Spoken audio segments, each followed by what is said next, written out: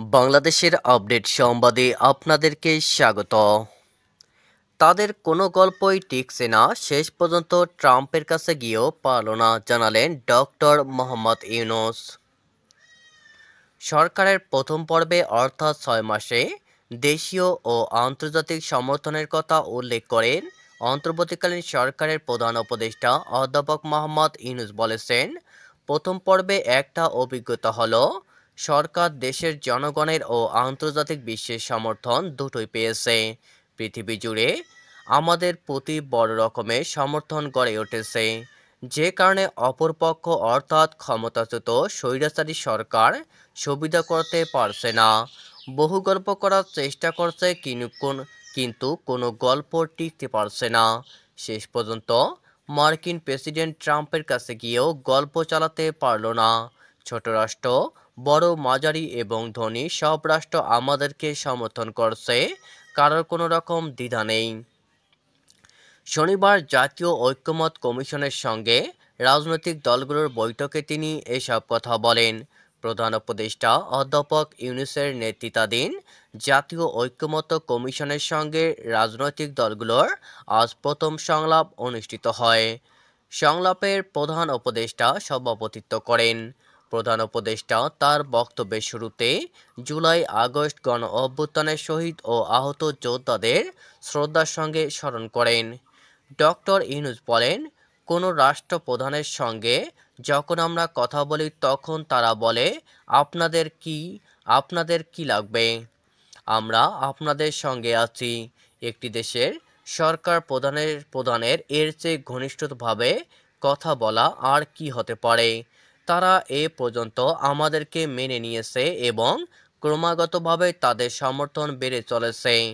অভ্যন্তরীণ এবং আন্তর্জাতিক এ দুই সমর্থন পাওয়ার পরেও যদি আমরা নতুন বাংলাদেশ গড়তে না পারি, সেটা আমাদের জন্য দুর্ভাগ্যের হবে। আমরা এই সুযোগ হাতছাড়া করতে চাই না।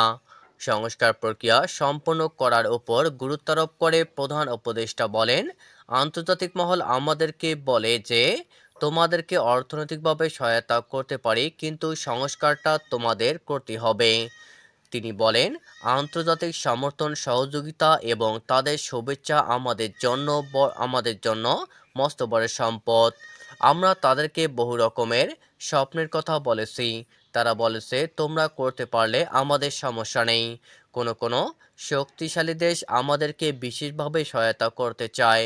তাই বলছি, সংস্কার সম্পূর্ণ করার ক্ষেত্রে আমাদের ব্যর্থ হবার কোনো সুযোগ নেই, ব্যর্থ হতে চাই না। তিনি রাজনৈতিক নেতৃবৃন্দকে উদ্দেশ্য করে প্রধান উপদেষ্টা আরও বলেন যে আইনি ও প্রাতিষ্ঠানিক কাঠামোর মাধ্যমে স্বৈরাচারী সরকার সুযোগ পেয়েছিল, সেই কাঠামো থেকে যেন আমরা অন্যরূপে বেরিয়ে আসতে পারি।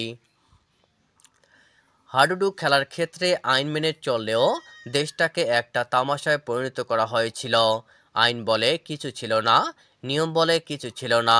জুলাই বিপ্লবে যারা আত্মহত্যা দিয়েছেন তারা নির্দেশ দিয়ে গেছে, আমরা যেন এই আইন কানুন বাদ দিয়ে ফেলে নতুন বাংলাদেশের জন্য প্রস্তুত হই। কি আইন প্রয়োজন হবে সেগুলো মাথায় রেখে সংস্কার কমিশন করা হয় এবং কমিশনে যারা ছিলেন তারা তাদের কাজটি করতে যথাসাধ্য চেষ্টা করছেন। অধ্যাপক ইউনূস বলেন, সংস্কার প্রক্রিয়া এগিয়ে নিতে আমরা যদি আমাদের ঐক্যকে সুযোগ হিসাবে কাজে লাগাতে পারি, তাহলে সেটি বংশ পরম্পরায় চলতে থাকবে। মসৃণভাবে সংলাপ চালিয়ে যাওয়ার জন্য তিনি রাজনৈতিক দলগুলোর প্রতি আহ্বান জানান। তিনি বলেন, আমরা এক লণ্ডভণ্ড অবস্থার মধ্যে দায়িত্ব নিয়েছিলাম। এই ৬ মাসের অভিজ্ঞতা হলো, দলমত নির্বিশেষে সাধারণ মানুষ ও রাজনৈতিক ব্যক্তি সবাই অন্তর্বর্তীকালীন সরকারকে সহায়তা দিয়েছে। আমাদের মধ্যে অনেক তর্ক বিতর্ক আছে, তবে আমাদের মধ্যে ঐক্য আছে এবং এটি বজায় থাকবে বলে আমার বিশ্বাস।